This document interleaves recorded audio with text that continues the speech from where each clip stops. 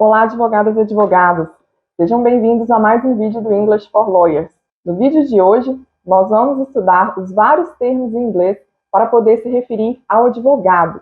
Enquanto que no português nós temos apenas um termo para poder se referir a esse profissional, no inglês nós vamos ver que existem muitos termos para poder se referir ao advogado. Se você tem interesse nesse tipo de tema, já faça sua inscrição aqui no canal. Aqui a gente estuda o inglês, mas com foco voltado para as carreiras jurídicas. O nosso foco aqui é o advogado que quer se destacar por meio do domínio do inglês técnico.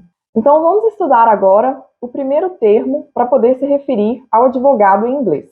O primeiro termo que nós vamos estudar aqui, eu tenho certeza que é um termo que a maioria de vocês já conhece, é muito estudado aí nos cursinhos, nos filmes, nas séries, a gente vê também, é o termo lawyer.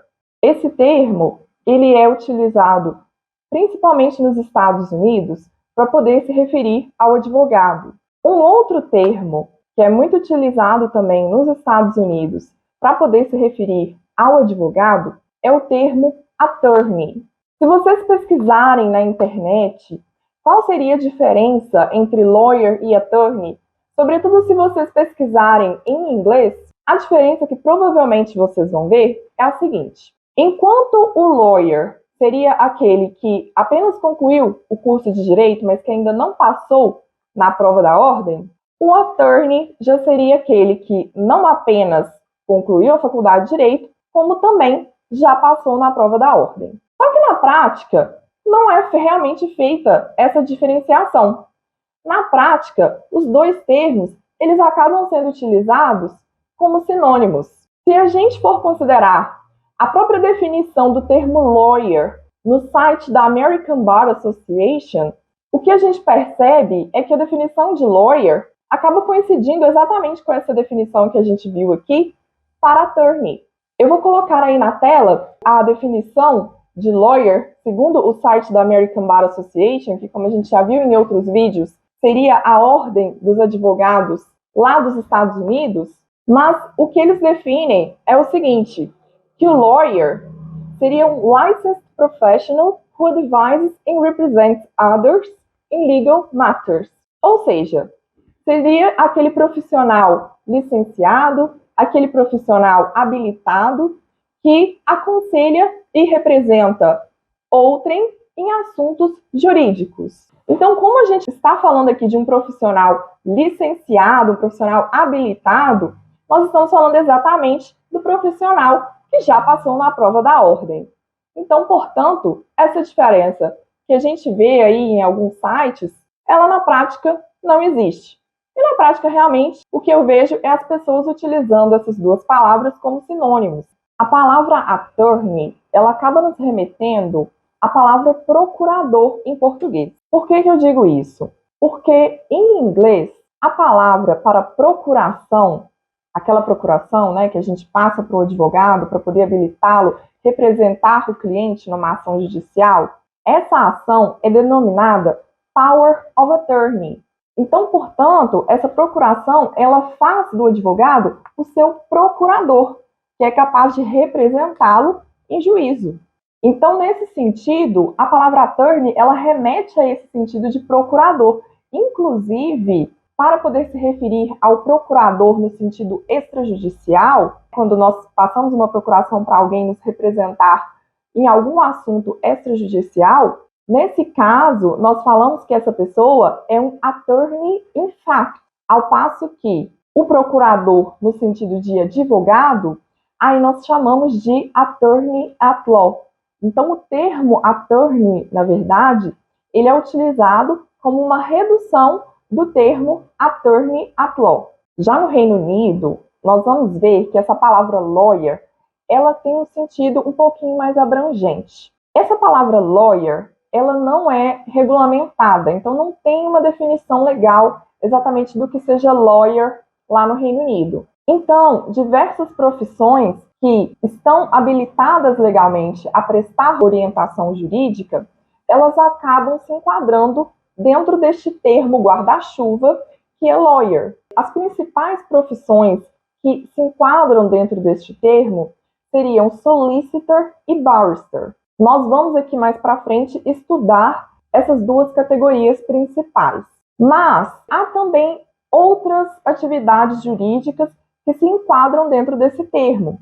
Nós temos, por exemplo, os Chartered Legal Executives, que são também denominados Silex Practitioners. E uma outra coisa que eu acho interessante também é que nos países de common law, os advogados públicos, os prosecutors, eles também são denominados lawyers. Aqui no Brasil, a gente jamais utilizaria o termo advogado para poder se referir a um promotor. No entanto, lá no Reino Unido, isso acontece. Nos Estados Unidos, também é possível chamar um prosecutor de lawyer.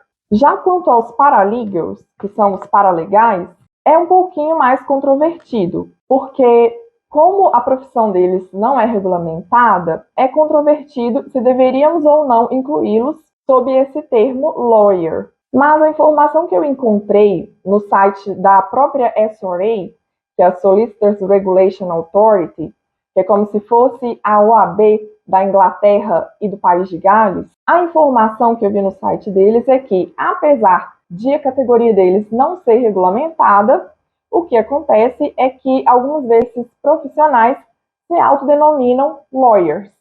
Pessoal, nós tivemos um imprevisto técnico aqui, que a bateria do meu microfone acabou, então nós vamos ter que continuar o vídeo com o microfone do meu celular mesmo. Então pode ser que a qualidade do áudio fique um pouquinho inferior aí ao que vocês viram até agora, Pode ser que tenha um pouquinho mais de barulho, mas vamos tentar dar continuidade aqui ao nosso vídeo, tá certo? Então, para poder dar continuidade, nós vamos continuar aqui examinando a diferença entre aqueles dois principais tipos de advogado que eu falei para vocês que tem lá no Reino Unido. Lá no Reino Unido nós temos essas duas carreiras, a carreira de solicitor e barrister, que são as principais carreiras aí que o advogado tem que escolher qual ele quer seguir. Então o solicitor, ele seria aquela figura a quem o cliente ele vai recorrer para um atendimento inicial, tá? E o solicitor, ele vai cuidar também de todos esses serviços extrajudiciais. Então ele vai, por exemplo, redigir um contrato, ele vai cuidar de uma negociação para o cliente, ele pode realizar uma mediação, pode celebrar um acordo. Tem diversos tipos de serviço também, que aqui não é tão comum, a gente contratar um advogado para isso, mas que lá é bem mais comum. Então, eles vão, por exemplo, estar envolvidos na redação de um testamento, transferência de uma escritura. Todos esses tipos de serviço são serviços que o solicitor vai estar envolvido, tá? Mas nessa área extrajudicial. E aí, quando nós partimos para o contencioso, nesse momento, normalmente vai entrar em cena um segundo indivíduo. O solicitor, nesse momento, ele vai se referir a um barrister. A gente fala que o solicitor, ele vai instruct a barrister. A gente pode também usar a expressão to brief a barrister, tá? Então são as expressões aqui que a gente se utiliza para se referir a esse ato, de contratar ali um barrister para poder representar o cliente naquela ação judicial. Então, nesses casos em que o barrister ele vai fazer essa atuação perante o juízo, o solicitor ele vai cuidar ali de todo aquele trabalho, que a gente chama behind the scenes. Então, ele vai ser aquela pessoa que vai estar preparando a papelada, o paperwork, ele vai ali redigir documentos jurídicos, vai redigir notificações, cartas, enquanto o barrister é quem vai realmente cuidar dessa parte da representação em juízo, tá? E ele também redige documentos jurídicos. É possível também que o solicitor represente o cliente em juízo no âmbito da primeira instância, mas depois, quando for interposto um recurso, aí será necessário instruir um barrister, porque em algumas cortes, do Reino Unido, a atuação perante esses tribunais ela é reservada aos barristers. Mas hoje em dia é cada vez mais comum que em diversos casos o solicitor ele faça essa representação do cliente também em juízo, principalmente ali em casos de pequena monta, né? Então, se nós temos casos ali em que às vezes é necessário a gente reduzir custos, de certa forma é um profissional a menos ali que você está contratando. Então, pode ser interessante você ter só um solicitor que vai cuidar de todo o caso do início ao fim. Uma outra forma de reduzir esses custos também é através de um programa do governo que chama Public Access Scheme. Por meio deste programa, é possível que o cidadão contrate diretamente um barrister e esse barrister vai cuidar do caso desse indivíduo.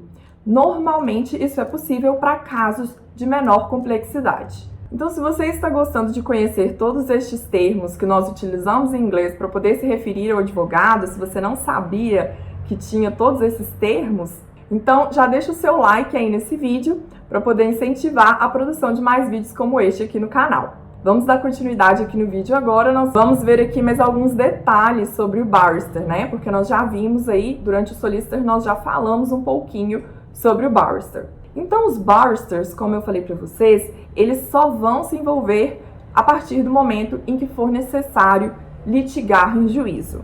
Normalmente, eles só vão se envolver em casos mais complexos. Eles normalmente têm uma atuação especializada. Normalmente, os barristers, eles são especialistas numa determinada área do direito. É possível também que o solicitor e o cliente recorram ao barrister para poder pedir um parecer sobre o caso, né? Um parecer de qual seria a possibilidade daquele caso ser bem sucedido em juízo. Então, o barrister algumas vezes vai estar mais bem habilitado a prestar uma opinião nesse sentido. É possível também que durante o processo o barrister celebre acordos em favor do cliente e normalmente os barristers eles vão ser autônomos, tá? Então, os solicitors, normalmente, eles são empregados de um escritório ou de uma empresa, ou eles trabalham no próprio escritório também, mas os barristers são sempre autônomos e, normalmente, eles se afiliam a um chamber,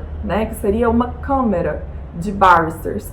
E a função desse chamber seria realmente só para eles poderem ali dividir custos, para poder facilitar os serviços deles. Uma outra diferença aí entre o solicitor e o barrister é que o barrister, ele vai utilizar a peruca e a toga perante algumas cortes. Então, gente, esse é um fato aí um pouco curioso, né, que eu considero no Reino Unido, que em 2022 nós ainda temos alguns advogados que perante alguns tribunais, né, requer-se que eles utilizem perucas para poder advogar. Então, vocês imaginem aí o nível de formalidade que ainda é exigido em algumas cortes britânicas, né?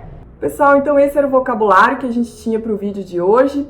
Muito obrigada por terem permanecido até aqui comigo, apesar aí dos imprevistos técnicos que a gente teve hoje. Não percam o próximo vídeo, porque ele vai ser essencial para dar continuidade a esse vídeo daqui. Nós vamos ver, por exemplo, o que é um in-house lawyer. Nós vamos ver também o que é e quando utilizar a palavra advocate em inglês. E nós vamos também ver as palavras counsel e counselor. Se você ainda não deixou seu like nesse vídeo, deixa seu like aí, se inscreve no canal para ser notificado dos próximos vídeos. Não deixem de contar aqui nos comentários o que vocês acharam dos conteúdos, se esse conteúdo te ajudou.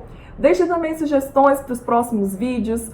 Falem aí de termos jurídicos em inglês, temas que vocês gostariam que eu abordasse aqui nos meus vídeos. Muito obrigada por terem acompanhado até aqui. Vejo vocês em breve.